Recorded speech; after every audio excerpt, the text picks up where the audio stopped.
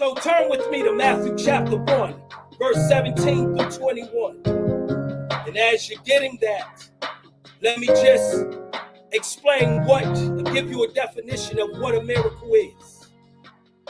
A miracle is an extraordinary event, somebody said, manifesting divine intervention in human affairs. It sounds like it's something mystical or something that's beyond us. But I want to debunk that. That's one definition.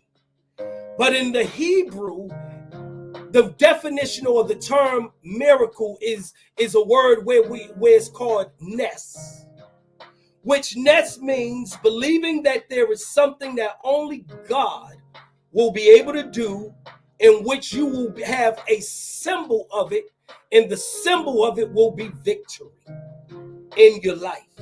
I want to talk to somebody because the sign of a miracle from the Hebrew understanding is nes, meaning it's a banner, it's a sign, it's symbolic of victory. This is where we get the term Jehovah our banner. Jehovah our banner. God is our banner. It's nes, Jehovah Nisi. He is our banner. And Nisi literally means miracles. And I want to talk to somebody, because if you have seen God's banner, his flag, something over you that is kept from things from happening, or things have happened that you know it could not be something that you've done. Your finances can't do it, and your thinking couldn't do it, and speaking your way in it or out of it couldn't do it. It's nes, symbolic of a miracle. So I want to encourage you this morning with miracles still happen. I believe that this is so fitting, because when we look at the biblical text in Matthew 1 verse 17, there was a lot of, in that time, in that century, in Bethlehem, in the eastern part of the world, there was devastation.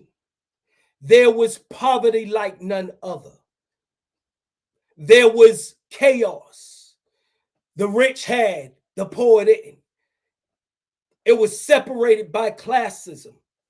You knew your place. No one could really make ends meet. Matter of fact, every year there was taxes that were due. And even the poor who had nothing still had to come up with something. It was a devastating time. It was a time where there was just not enough. There was scarcity all around. People was just trying to make ends meet, and they couldn't find any help from the officials, from the government, from those that should have been helping. Matter of fact, those that was helping was taking more. They couldn't go to the religious folks. They was taking. The tax collectors were taking. Everybody was taking from, but nobody given to. And we find here Matthew, even a tax collector himself, had to just share the reality of people's situation, where we find in Matthew chapter 1, verse 17, it says, thus there was 14 generations from Abraham to David, 14 from David to the exile to Babylon, and 14 from the exile to the Messiah. This is how the birth of Jesus, the Messiah, came about. His mother Mary was pledged to be married to Joseph, but before they came together, she was found to be pregnant. Oh, I want to stop there, because sometimes we read this and we're getting into a season where people read this, but they don't understand the seriousness of what was going on. This woman who was not even married yet was found to be pregnant. Not only was she found to be pregnant, but she was a teen at the age. Oh, what do you do when there's a lot of judgment? When here it is, Joseph, who wasn't a husband yet, she was found to be pregnant, and nobody knew how this happened. Matter of fact, Joseph could have berated her, and Joseph could have put her out there, and Joseph could have made a laughing stock of her. She could have been marginalized in a society that was already marginalized, in a society that already was oppressive, in a society where she felt like nothing. Oh, what do you do when you feel like your situation is one that's been marginalized, oppressive? And the writer reminds us that they are still, the culture is still finding itself in exile, in an oppressive way of living and being. Or I want to talk to somebody who has felt oppressed and who have felt marginalized and have felt like they can't make it and have felt hopeless and felt like their life has been in despair, have found themselves in some situations where society has deemed to be a judgment upon you, and you have found yourself for society to say you're insignificant or you'll amount to nothing, or because of the decisions that you've made that you'll find yourself not making it and being lower and being marginalized and being the one that's being in despair and living a life that is not worth, somebody would say, living. And here it is, Mary, a teen who was found and was who felt abandoned and who didn't know how to explain the situation. And the culture was one where people found themselves looking for hope, looking for help, looking for a way out, but they only found hopelessness, despair, devastation. Whew. Oh, sounds like I'm talking to somebody today. Who am I talking to? She found herself to be, what do you do when sometimes you find yourself in a situation, but you didn't want to be there? You found yourself by what somebody said to be in something that you thought you would never be in. You found yourself in a place where you never thought you would have been. You find yourself in a place where some things you said you would have never did or never have gone, but you found yourself there. Woo! But Joseph, her husband, was, good God, come on, faithful to the law, and yet did not want to expose her to public disgrace. He had in mind to divorce her quietly. Whoo, social situations. Sometimes when we look at situations, we may judge a thing and try to make nice of a thing. And so he tried his best to try to ease out without it being a lot of chaos and confusion. Oh, he was a loyal person. He was faithful. I give some applause to this man. But after he had considered this, an angel of the Lord appeared to him in a dream. And what did the angel of the Lord say? He said, Joseph, son of David, do not be afraid. Take Mary home as your wife, because what is conceived in her is from the Holy Spirit. She will give birth to a son, and you are to give him the name Jesus, because he will save his people from their sins. What Joseph did not know in this time of confusion, what Joseph did not know in this time of chaos, what Joseph didn't know when there was a lot of healthcare issues and economic issues, and people were trying to do their best to make it.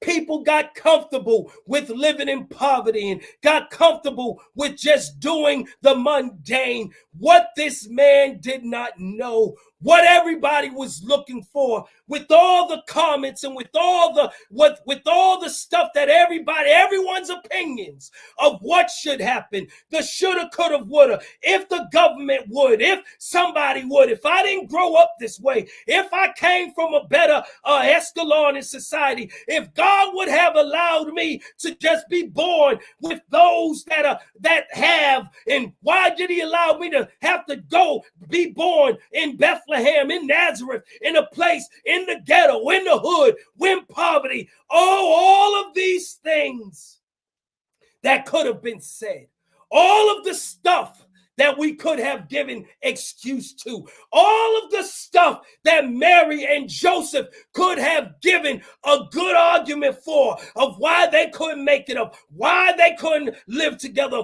why they shouldn't be together. All of these excuses of maybe why she should have just let the baby go, or all of these things that society and culture and people's opinions and people's thoughts and all of these things that they went through in their time, in their culture. Oh my God, the words that could have been said, the stuff that could have been. Do y'all know how it goes? That when you make a decision and folks will judge you and not speak to you or castrate you or make you feel ostracized or criticized or make you feel low or make you feel how dare you or make you feel certain ways about yourself and your situations. Oh, I want to talk to somebody who might be married today or who might be Joseph.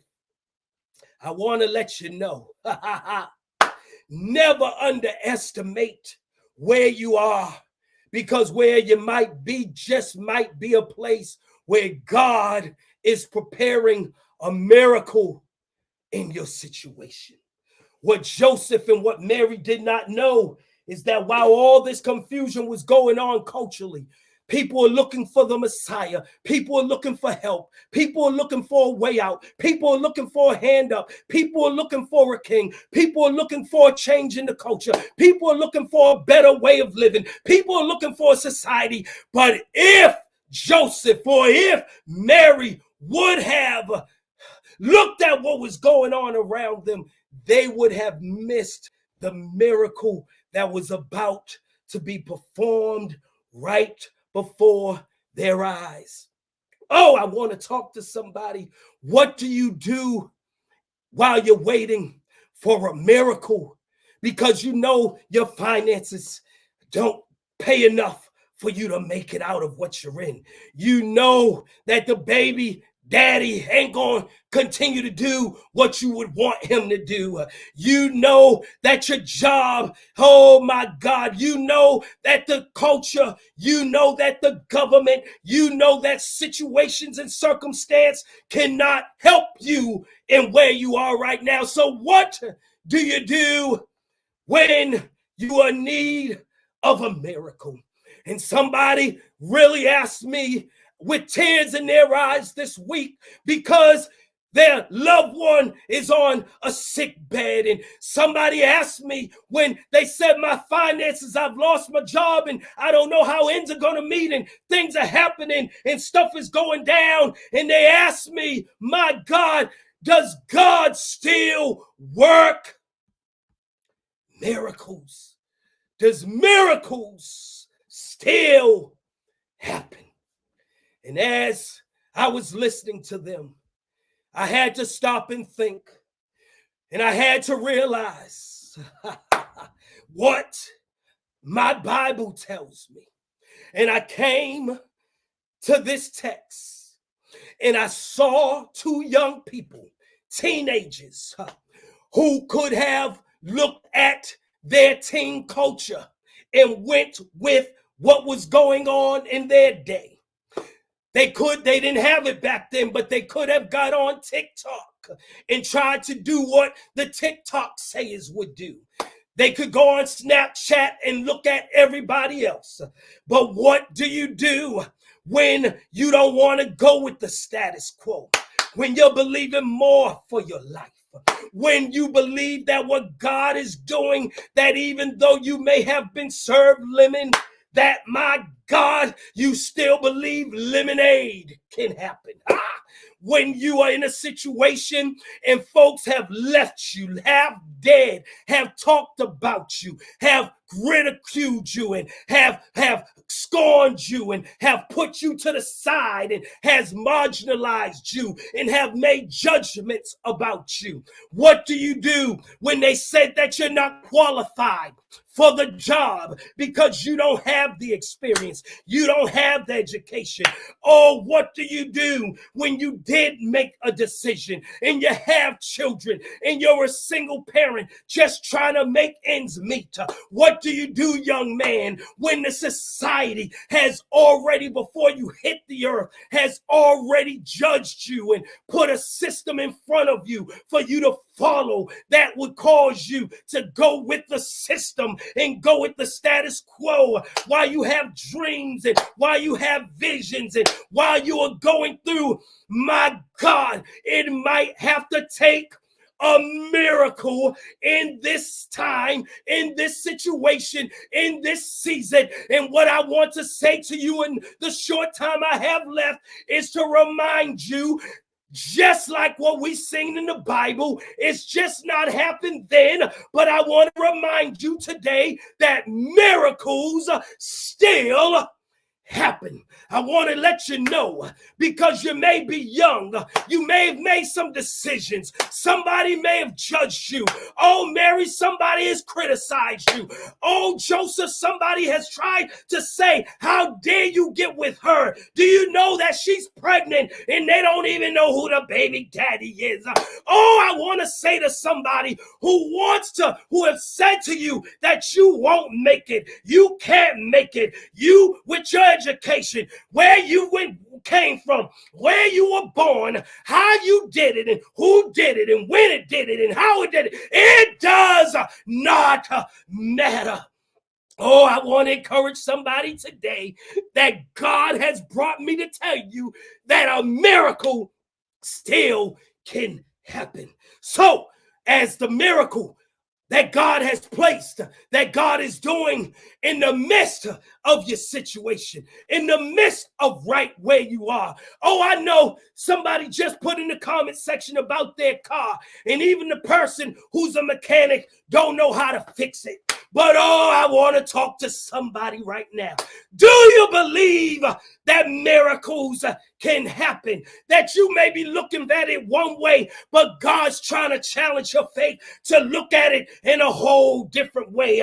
Where they thought you had to be married, but God said, oh no, I can do some things you're hoping for, you're looking for, you're believing me for, and it may not happen the traditional way, but I'm about to do a miracle. I want to talk to somebody, because if you haven't seen it yet, start looking for it in this month. Start looking for it in this season, for I believe God is speaking, and he said miracles are about to happen. Woo, I got to move on, because I want to encourage you that as we look at this narrative, Joseph could have missed the miracle. But I want to tell somebody right now, stop looking at what you see and look through eyes of faith. Because if you look at what you see, you might miss it.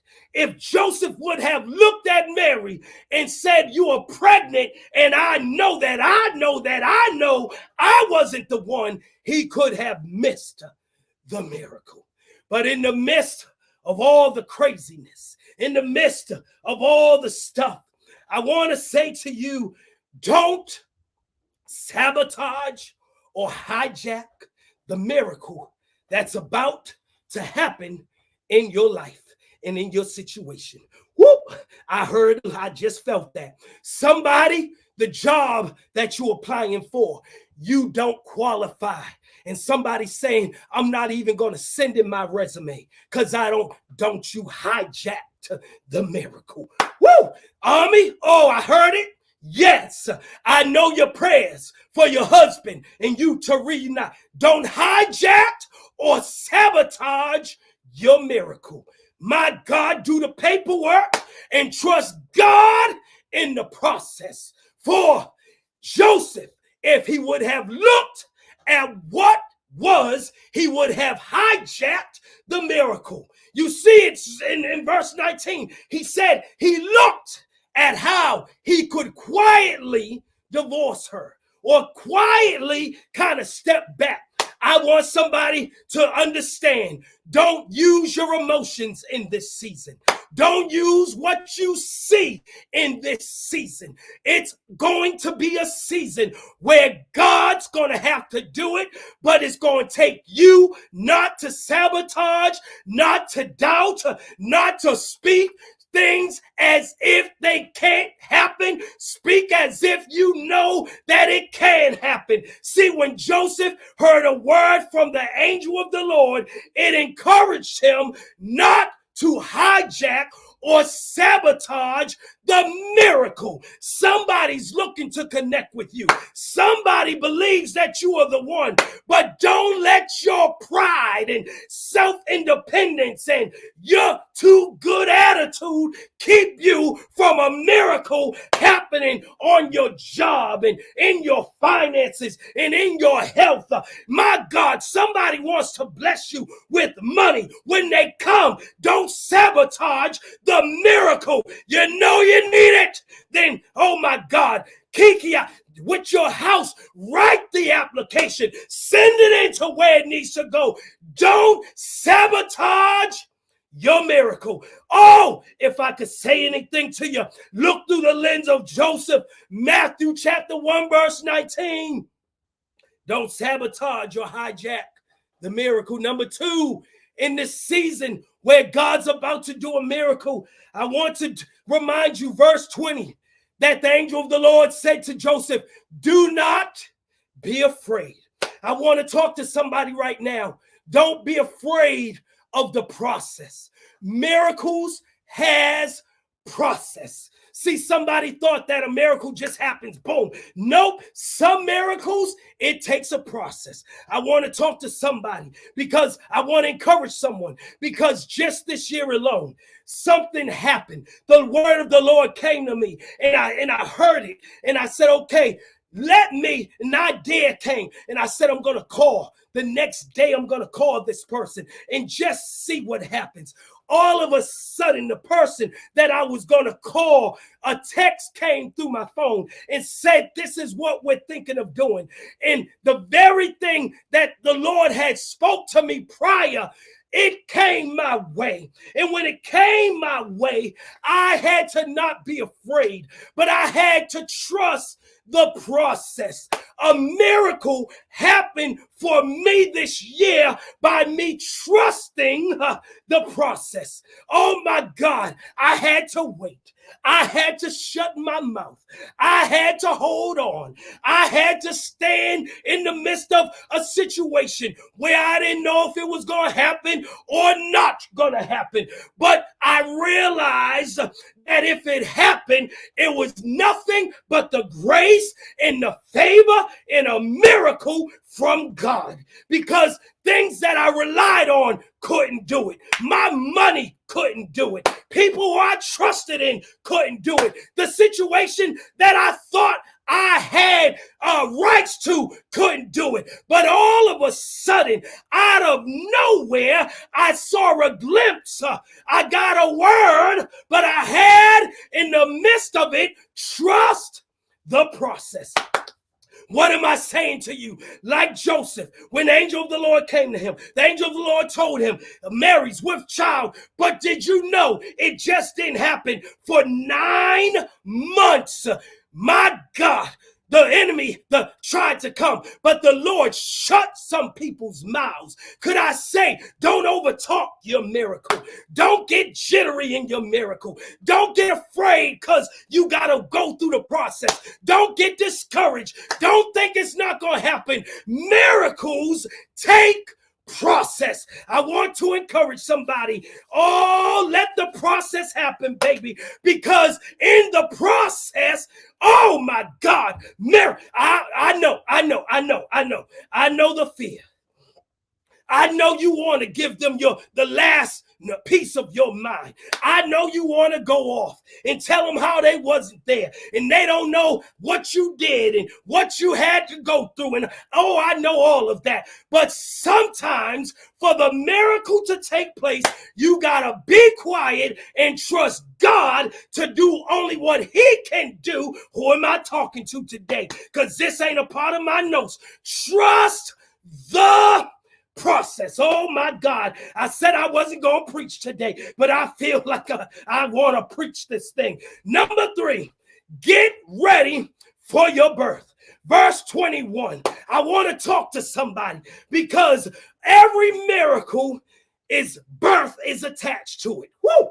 I want to talk to somebody because your miracle has birth attached to it.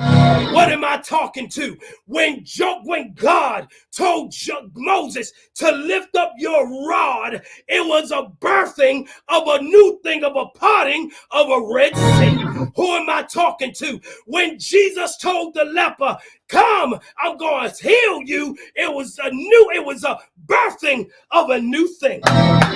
When Jesus told Lazarus, come out that grave and walk and live, it was a birthing of a miracle of a new thing. Who am I talking to? Are you ready? Because a miracle brings a birthing. Are you ready for the birthing? 9 months, Mary, you done went through. They didn't talk about you. They said you couldn't. They didn't discuss. They talking back and forth. Is Mary somebody? Is the child somebody else's? Is it Joseph? Is it not Joseph? And what was going on? They didn't know that in the midst of it, a miracle was about to happen. The thing they was talking about, the stuff that they was gossiping about, the stuff that they didn't know anything about, they didn't realize that there was a birthing process of a miracle. Somebody give them a praise, because in your miracle, it's about to be. Chantel, it's about to be a birth. Ayana, it's about to be a birth. Somebody, your miracle is an indication that you're about to give birth to something that's unnatural, to something that can't nobody do for you, to something that somebody said couldn't happen. Mommy, you already seen it. But guess what? That's just the beginning of a new birthing process. Somebody give them a praise. Yeah. Woo! So, I want to remind you that if it looks dead, if it seems like everybody has said you ain't gonna make it, if it seems like you've even said you don't know how you gonna make it, I want to tell you right now that miracles still happen. Hey, woo! All I want to say to you is that we have less than about how many more days? About 15 more days left before this year is over. And somebody, you better start looking for it. Your birthing season is over. Woo! And you're about to see the miracles of God unfold in your life. You're about to see some things that have taken a process come forth. You don't have to wait for 2022. It's about to happen before the end of this year. But if by chance it don't happen this year, I want to let you know that sometimes a miracle may take time. It may take years. It may take tears. It may take some going through. It may take some humbling. It may take some praying. It may take you keeping your mouth shut. It may take some stuff you don't understand, Mary. It may take some gossip. It may take some criticism. It may take some stuff that you don't know, but don't underestimate the God that's still working miracles. They said, Army, that your father wasn't going to make it, but I saw you not underestimating the power of God, the presence of God, the peace of God. And you just commented that it was over 200 days now that your father is alive and he's going through a process. And when he gets through this, you sure enough better believe that in the fourth stage, that every miracle has a salvific story. Now, what am I saying to you? A miracle just don't happen to be a miracle, but a miracle happens so that there is salvation for somebody. My God, has God allowed you to go through what you're going through so it could save lives? Mary and Joseph went through so that they could bring forth a son by the name of Jesus. And the scripture says that this miracle would come forth and save his people from their sins. What am I saying to you? If a miracle's going to happen, it's so that somebody else can be saved. It could be somebody else might be delivered, for somebody else to be set free, for somebody else to be blessed, for somebody to be healed, for somebody to be delivered, for somebody to be whole, for somebody to look at your story and say, God, if you made it, then I know with a miracle it can happen to me. Hey, PC here. Thanks for watching this video. Here's another video, and make sure you subscribe, like, and comment down below. Give on Givelify. Type in Life Change Christian Church. Also, tune in Facebook at Life Change Providence. We'll see you there.